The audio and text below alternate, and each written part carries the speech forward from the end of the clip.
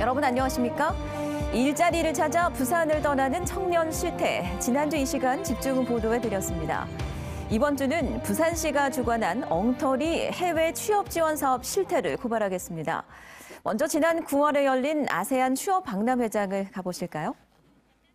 다른 데보다는 그래도 베트남이 삼성전자 들어가 있고 그래서 이제 좀 가능성이 크지 않은 국가인가 해서 베트남 쪽으로 가려고 해요. 네. 베트남이 단연 인기입니다. 특히 정부의 신남방 정책과 맞물려서 아세안 지역 취업 지원 사업이 대표적인 청년 정책으로 떠올랐는데요. 근데 과연 얼마나 내실이 있을까요? 부산시 예산으로 진행된 베트남 취업 지원 사업의 실상을 취재했습니다.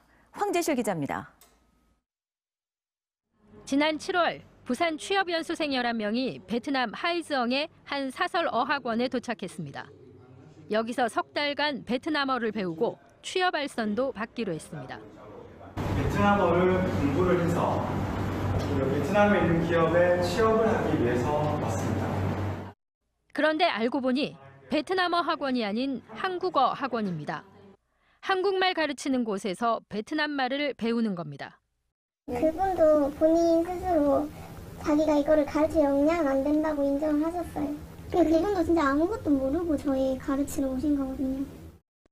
부산시에 제출됐던 연수 계획서에는 베트남어 초급부터 고급까지 어휘, 문법, 회화 수업 계획이 빼곡합니다. 저는 그냥 아침 8시부터 11시까지 하고 끝났어요. 부산시에 보고된 예산 집행 내역에는 현지 기업 탐방, 연수생들의 면접 지원을 위해 돈을 썼다고 돼 있지만 이 역시 거짓입니다.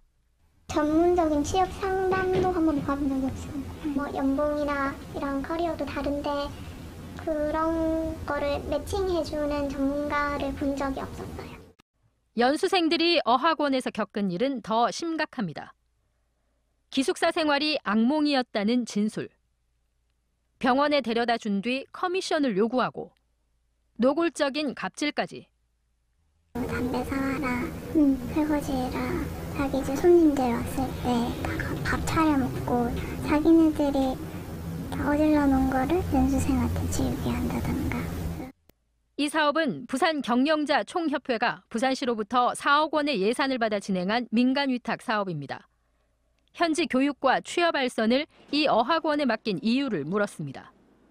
그럼 경총이 가 알선 능력이 있다라고 판단한 부분은 여기서 안전하게 관리를 받고 큰 사건 사고가 없었던 걸로 봐서는.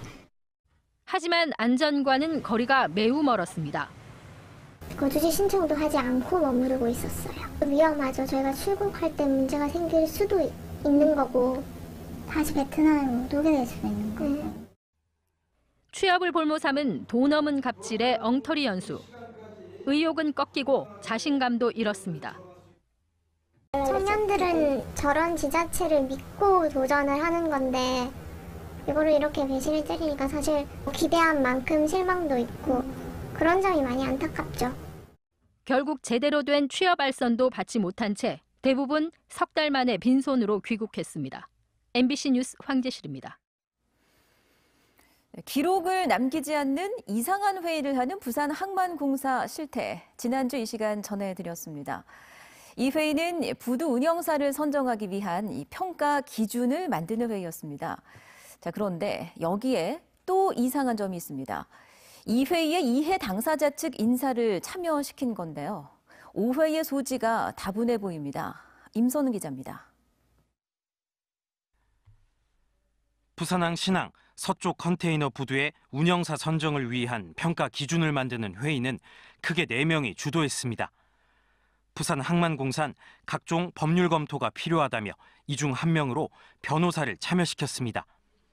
취재 결과 해당 변호사는 서컨테이너 부두의 운영권을 노리고 있는 북항 통합운영사와 관련이 있는 것으로 확인됐습니다. 북항 통합운영사는 2개의 터미널 운영사가 합쳐진 회사인데 이 중 한 곳에 지분 100%를 소유한 회사의 현직 고문 변호사인 겁니다. 경쟁 입찰의 룰과 관련한 회의에 이른바 플레이어 쪽과 관련된 사람을 들어오게 한 건 이해관계 충돌의 소지를 배제하지 않은 행태란 지적이 나옵니다. 부산항만공사는 고문 변호사란 사실을 전혀 알지 못했다고 해명했습니다. 또 평가 기준과 관련해선 해당 변호사에게 어떤 내용도 공유되지 않았고 오로지 법률 자문만 받았다고 밝혔습니다. 하지만 이 같은 법률 자문이 필요한 경우에 대비해 부산항만공사는 법률 업무 처리 규정에 따라 공식적으로 법률 고문, 대형 로펌을 위촉해두고 있습니다. 회의를 해도 기록을 남기지 않고 자기 법률 고문을 두고 이해 당사자 측 변호사에게 자문을 받는 부산항만공사의 행태, 오해를 사기에 충분합니다.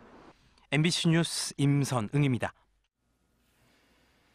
해운대 LCT 앞 산책로를 가보면 한복판에 이처럼 철제 펜스가 설치돼 있어서 관광객들의 눈살을 찌푸리게 하고 있습니다.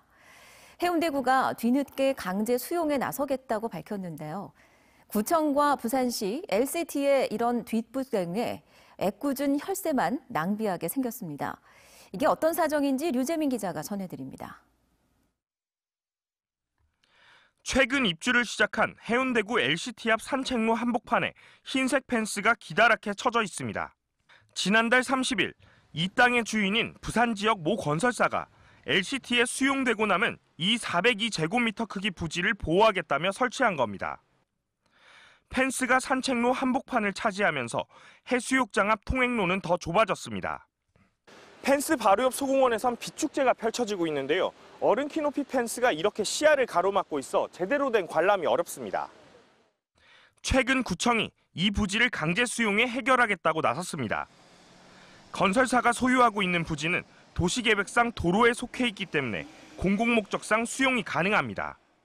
해운대구청에서 제시하는 이 보상가가 부족해서 나는 거절하겠다.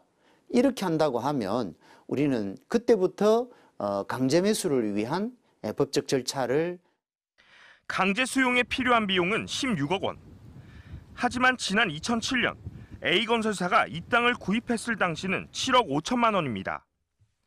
LCT 인허가 당시에도 이 부지가 도시계획에 포함돼 있어 그때 수용했다면 더 적은 비용으로 해결이 가능했던 겁니다.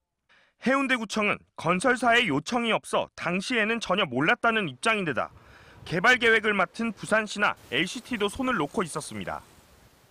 문제가 소유권을 행사를 하니까 적극적으로 왜냐면 기존에도 계속 원상복구 요청이라든지 지속적으로 그런 요청을 했는데 이제 거기에 응하지 않다가 이제 예를 되니까 이제 그렇게 해서 이제 하겠다는 취지인 것 같습니다.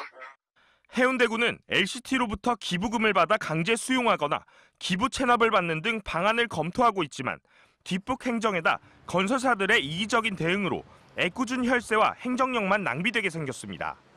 MBC 뉴스 류재민입니다. 부산대병원 비정규직 노동자들이 오늘부터 무기한 파업에 들어갔습니다. 정부 정책에 따라 환자 안전과 직결된 청소, 시설 관리직들을 직접 고용해야 한다고 주장하고 있는데요. 부산대병원뿐 아니라 부산교통공사 등 여러 공공기관에서 같은 마찰이 빚어지고 있습니다. 송광모 기자입니다. 오늘 오전 부산대병원, 비정규직 노동자 150여 명이 병원에 직접 고용을 촉구하며 파업을 선언했습니다. 병원장은 결단하라!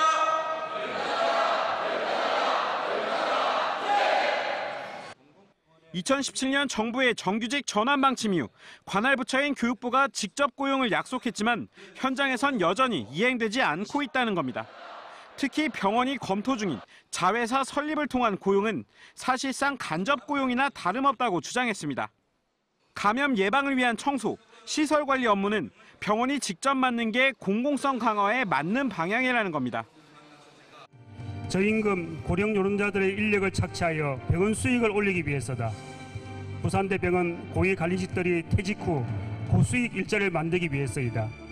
노동계가 정부의 비정규직 정규화 정책에 역행하고 있다고 비판하는 가운데 부산 지역 곳곳에선 집회와 파업이 이어지고 있습니다.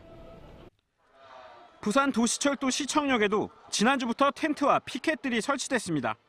비정규직 청소노동자 1,000명이 부산교통공사에 직접 고용을 호소한 지 2년. 자회사 고용을 제한한 공사 측과 10차례 넘는 협의를 진행했지만 지난 9월 이후 대화는 중단된 상태입니다. 우리의 그냥 고용 안전, 처우 개선, 복지 요구만 원하는 거지 자회사를 했을 때 제2 용역이나 똑같기 때문에 부가세를 40억씩 내야 되는데 어떻게 잘해주겠습니까? 말뿐이지. 채용 방식을 놓고 노사가 마찰을 빚으며 정규직 전환은 계속 미뤄지는 가운데 비정규직 노동자들은 직접 고용이 이뤄질 때까지 파업과 농성을 무기한 이어가겠다고 밝혔습니다. MBC 뉴스 송광모입니다. 내일 부산 전역에 미세먼지 비상 저감 조치가 시행됩니다. 환경부는 내일 새벽 6시부터 밤 9시까지 부산 지역의 미세먼지 농도가 상승할 것으로 예상됨에 따라서 비상 저감 조치를 시행한다고 밝혔습니다. 이에 따라 내일은 경차도 2부제 시행 대상에 포함되며 주요 공사장의 가동 시간도 일부 단축될 예정입니다. 르노 삼성자동차 노동조합이 오늘 파업 찬반 투표에 들어갔습니다. 조합원의 50% 이상이 찬성해 파업이 가결되면 노조는 오늘 밤 대의원 대회를 열어 파업의 수위와 시기 등을 정하게 됩니다. 삼성차 노조는 지난 9월부터 회사 측과 임금 단체 협약 협상을 벌여왔으나 기본급 인상 등에서 합의에 이르지 못했습니다. 이에 따라 노조가 부산 노동위원회에 쟁의행위 조정을 신청했고 오늘 조정 중지 결정이 내려지면서 노조는 합법적으로 파업권을 인정받았습니다. 2019 동아시안컵 챔피언십 대회가 오늘 부산에서 개최된 가운데 개막 첫 경기인 한국과 중국 여자팀이 무승부를 기록했습니다. 오늘 오후 구덕운동장에서 열린 한국과 중국의 여자 경기 1차전에서 우리 대표팀은 수비를 단단히 한 뒤 볼 점유율을 높이고 역습에 나섰으나 골을 넣는 것에는 실패해 0대0으로 경기를 마무리 지었습니다.